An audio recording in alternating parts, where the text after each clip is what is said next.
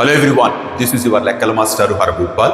మనం ఇంతకుముందు వీడియోలో 10th క్లాస్ పబ్లిక్ ఎగ్జామ్స్లో సెక్షన్ 4లో క్వశ్చన్ నెంబర్ 30లో ఫస్ట్ క్వశ్చన్ 30Aలో కోఆర్డినేట్ జామెట్రీ ఇచ్చే డెఫినెట్గా క్వశ్చన్ వస్తుంది. కోఆర్డినేట్ జామెట్రీలో 8 మార్క్స్కి రాగలిగిన క్వశ్చన్స్ ఒక 3 to 4 క్వశ్చన్స్ ఉన్నాయని చెప్తూ ఈ వీడియోలో 2 ప్రాబ్లమ్స్ డిస్కస్ చేశాను. ట్రైసెక్షన్ పాయింట్స్ ఒకటి, 4 ఈక్వల్ పార్ట్స్గా డివైడ్ చేసే పాయింట్స్ ఎలా కనుక్కుంటామన్నది ఈ వీడియోలో డిస్కస్ చేశాను. ఇప్పుడు ఈ పర్టికులర్ వీడియోలో మనకి కోఆర్డినేట్ జామెట్రీ సెకండ్ ఎక్సర్సైజ్లో చివరి ప్రాబ్లం అంటే క్వశ్చన్ నెంబర్ 10 ఖచ్చితంగా 8 మార్క్స్కి రాగలిగిన క్వశ్చన్ ఈ వీడియోలో డీటెయిల్గా డిస్కస్ చేద్దాం. సో ఒకసారి మీరు క్వశ్చన్ ఇక్కడ మెన్షన్ చేస్తున్నాను చూడండి. Find the area of rhombus whose vertices are అని 4 పాయింట్స్ ఇచ్చారు. సో ఇక్కడ ఫస్ట్ ఒక డయాగ్రామ్ ఇలా తీసుకుందాం. ABCD అనేది మనం రాంబస్ లాగా కన్సిడర్ చేస్తే మనకిది జామెట్రీలో ఎక్కడో 8th క్లాస్లో ఏరియాస్ ఆఫ్ ప్లేన్ ఫిగర్స్ కనుక్కుంటున్న చోట రాంబస్ ఏరియా కనుక్కోవడానికి ఫార్ములా ఆల్రెడీ నేర్చుకుని ఉన్నాం.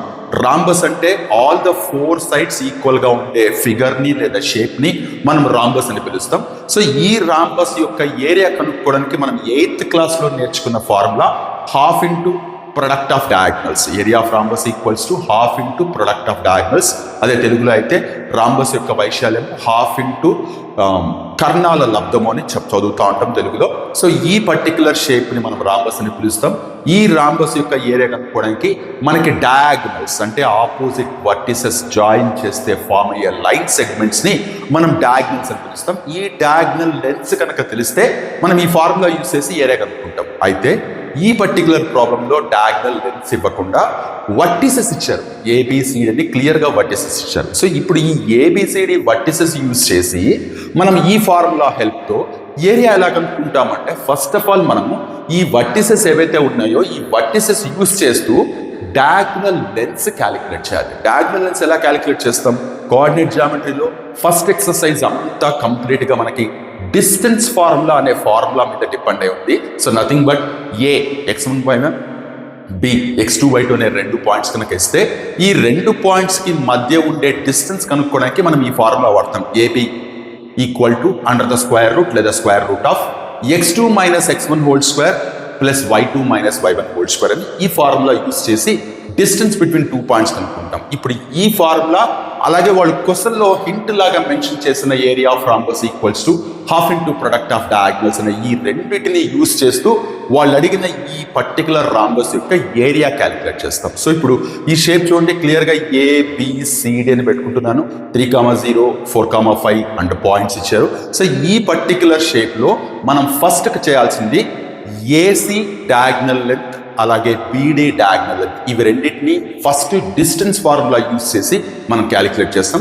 First of all A point ఇక్కడ రాసుకుంటున్నాను, A 3,0 రాసుకుంటున్నాను, అలాగే C,4 రాసుకుంటున్నాను. సో Aని x1/1 అనుకుందాం, Cని x2/2 అనుకుందాం. సో డిస్టెన్స్ ఫార్ములా యూజ్ చేసి ఫస్ట్ ఆఫ్ ఆల్ మనం AC డిస్టెన్స్ కనుక్కుందాం లేదా AC లెంత్ కనుక్కుందాం.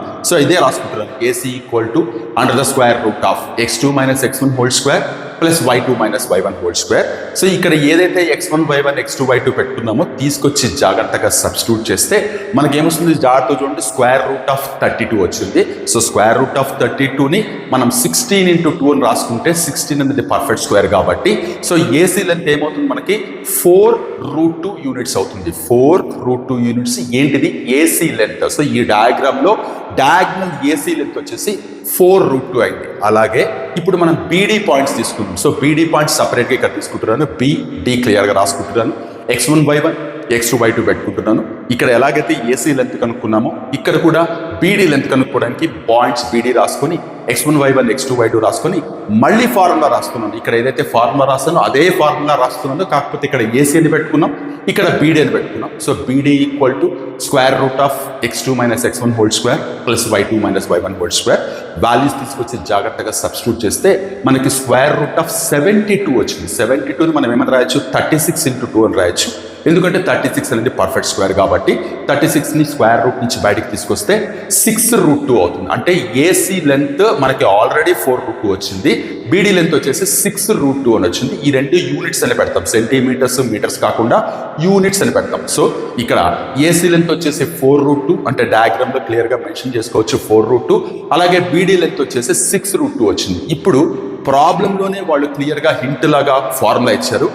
ఏరియా ఆఫ్ రాంబస్ కనుక్కోవడానికి మనం ఇక్కడ క్లియర్గా కింద మెన్షన్ చేద్దాం, area of rhombus equals to half into product of diagonals అని. సో ఈ డయాగ్నల్ లెంత్ మనకు ఒకటేం వచ్చింది 4√2 వచ్చింది, ఇంకొకటి ఎంత వచ్చింది 6√2 వచ్చింది. తీసుకొచ్చి సబ్స్టిట్యూట్ చేద్దాం, హాఫ్ ఇంటూ 4√2 ఇంటూ 6√2. మీరు జాగ్రత్త చూస్తే √2 2 సార్లు వచ్చింది, √2 ఇంటూ √2 2 అవుతుంది.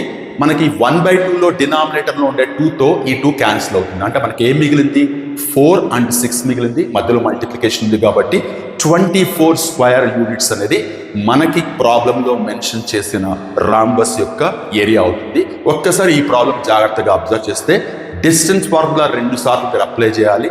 అలాగే వాళ్ళు అడిగిన లేదా వాళ్ళు మెన్షన్ చేసిన formula half into product of diagonals కూడా క్లియర్గా చేయాలి. సో ఈ పర్టికులర్ ప్రాబ్లం 8 మార్క్స్కి రావడానికి క్యాపబిలిటీ ఉండే క్వశ్చన్. మీరు ఒకవేళ ఏ పార్ట్కి ఎన్ని మార్క్స్ వస్తుందని మీరు అబ్జర్వ్ చేస్తే ఈ డిస్టెన్స్ ఫార్ములా అప్లై చేయడానికి దగ్గర మీకు 5 to 6 మార్క్స్ డెఫినెట్గా పడతాయి. ఫైనల్గా మీరు ఏదైతే ఏరియా ఆఫ్ రాంబస్ క్యాలిక్యులేట్ చేస్తారో దానికి 2 మార్క్స్ ఖచ్చితంగా పడతాయి. సో ఏవైతే ఫార్ములాస్ యూస్ చేస్తున్నారో ఆ ఫార్ములాస్ని హైలైట్ చేస్తూ క్యాలిక్యులేషన్స్ మిస్టేక్ చేయకుండా ప్రాపర్గా చేయగలిగితే మీకు పర్ఫెక్ట్ ఆన్సర్ వస్తుంది. టెక్స్ట్ బుక్లో 1 and only ప్రాబ్లం ఉంది, 8 మార్క్స్కి రాగలిగినంత లెంతీ ప్రాబ్లం ఇది 2 మార్క్స్కి అయితే వచ్చే ఛాన్స్ లేదు. సో ఒకవేళ మీరు కోఆర్డినేట్ జామెట్రీ నుంచి 8 మార్క్స్ క్వశ్చన్స్ కనుక ప్రాక్టీస్ చేసే ప్రాసెస్లో డెఫినెట్గా ట్రైసెక్షన్ పాయింట్స్ 4 ఈక్వల్ పార్ట్స్ తర్వాత మీరు ఇంపార్టెన్స్ ఇవ్వాల్సిన క్వశ్చన్ ఇది. సో చాలా ఇంపార్టెంట్. మహా అంటే మీరు నెంబర్స్ మార్చుకొని ప్రాబ్లం తీసుకోవచ్చు, కాకపోతే టెక్స్ట్ బుక్లో 1 and only ప్రాబ్లం ఉంది. ఇది రాంబస్ అయినప్పుడు మాత్రమే మనకి ఈ ప్రాసెస్ అంతా వర్కౌట్ అవుతుంది కాబట్టి జస్ట్ లైక్ దట్ మనకి నెంబర్స్ తీసుకొని చేసే అవకాశం లేదు. ఈ పర్టికులర్ ప్రాబ్లమే క్లియర్గా ప్రాక్టీస్ చేయండి. ఒకవేళ వస్తే ఇదే ప్రాబ్లం మీకు పబ్లిక్ ఎగ్జామ్లో కనపడుతుంది. Hope I made it very clear. ఖచ్చితంగా దీన్ని నెగ్లెక్ట్ చేయకుండా ప్రాక్టీస్ చేయండి. సో ఇంతకుముందు వీడియోలో చెప్పిన ట్రైసెక్షన్ పాయింట్స్ 4 ఈక్వల్ పార్ట్స్ అలాగే ఈ 3 ఖచ్చితంగా కోఆర్డినేట్ జామెట్రీ నుంచి 8 మార్క్స్కి ఎక్స్పెక్ట్ చేయగలిగిన క్వశ్చన్స్ ఇవి.